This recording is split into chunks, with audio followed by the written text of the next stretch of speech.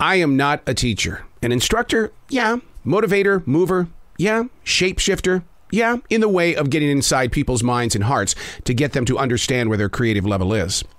But I'll tell you what, though. Teachers and motivators, as well as instructors, we all share the same emotional connections that involve the measurement of learning. Who is growing versus which students are stalled? More importantly, the question is, why are they stalled? I did some research, and it shows that 80% of today's students are experiencing stunted behavioral and socio-emotional development. And get this, 56% is the increase in disruptions in every classroom. 56%. Another study shows a lack of activities such as athletics, drama, and band have brutalized motivation, because without it, all things connected to gaining growth in education suffers, resulting in expectations not being met. My deeper question is this: what kind of void is being created? I openly admitted to those that attended my lecture yesterday how my teaching today is nowhere near how I was once able to push students into taking creative chances. In fact, rather than standing in front of them at the podium, my choice yesterday was to sit with them and calmly ask questions. How can I help you meet what everybody out there in the real world is going to expect? How can we do this? Hey, it's Arrow. This is The Daily Mess, a chronological walk through an everyday world. I am a daily writer. It's stuff like this, man. You got to break it down. You got to work it out.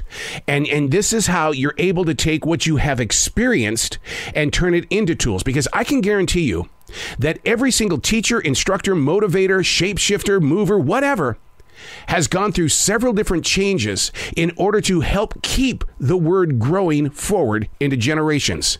Because we've created a void.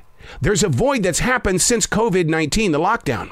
And I can't imagine what's going on in China right now, who is still facing lockdowns. This is The Daily Mess. The swiftness of time can never be tamed, only accepted. In doing so, the daily goal and discipline is to make it clear to the inner self that you are that having the ability to accomplish things on time is a moment of being present. Why is this important? Because procrastination has been accepted as being natural behavior. You damn right I had to do some research, and it shows that it buys you enough time to think.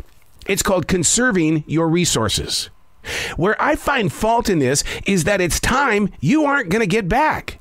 To bring growth to a career or community takes time. But if you're not getting it back, how do we benefit from it? Benefiting from the growth is the expectation. But if society accepts procrastination, resources have an avenue to dry up. I drive by multiple construction sites that have been silent for months leading into years. How many trees and other living things in nature were wasted because that project has been stalled, procrastinated? Now, how does it affect the human? When you stall in your own life, when you set things aside, listen, I'm going to be very honest with you.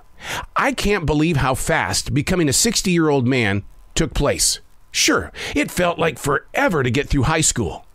But then all of a sudden, once out here in this real world, you're how old? Oh my God, you're old. You're old.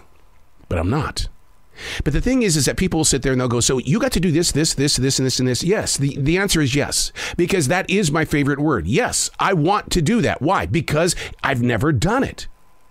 In September of 2020, right smack dab in the middle of the COVID-19 lockdown, I needed people so bad in my life because I work for a movie promotion company. I'm a podcaster. I'm constantly in front of people at weddings and different celebrations and things because of the music service. I'm always with people. But during the lockdown, I was going butt crazy. I had to have people. So I took a chance. I said yes. I didn't procrastinate. I said yes to an essential job at a grocery store. And my now what has been the greatest decision I've ever made, because now I'm asking, why did it take me so long to have a job with real, honest to God people as our guests? Because when you go to your normal everyday 9 to 5 position in history and you're working with the same 15 to 30 people every day, it's different. And the reason why is because if you're not in retail, you're not face to face with the receiver of the product that you've got. But the thing is that we all want to get out there to be with those people, but we're procrastinating. We're going, yeah, I'll do that when I get around to it. Look at the way that we procrastinate about cleaning the house, mowing the lawn. I openly admitted in my lecture yesterday, this beautiful forest here in South Charlotte, we planted 1,700 trees in 1997 because I didn't want to mow the lawn anymore. So I had this bright idea. Turn it into a forest. Connect all the other forests around you to this forest. There's beauty here in this forest today because we took a chance in 1997. But if we had not taken that chance to spend those several weeks putting 1,700 seedlings in the ground, what would this forest look like today? We've got to move forward. We've got to have teachers and leaders to be able to remotivate those that are going to be making big decisions very soon. Look, I just read an article not too long ago. It was based on how powerful is Generation Z. The article said one thing, extremely. And they want things, and they're going to be making decisions that are going to change things. I'm Arrow, and that's the Daily Mess.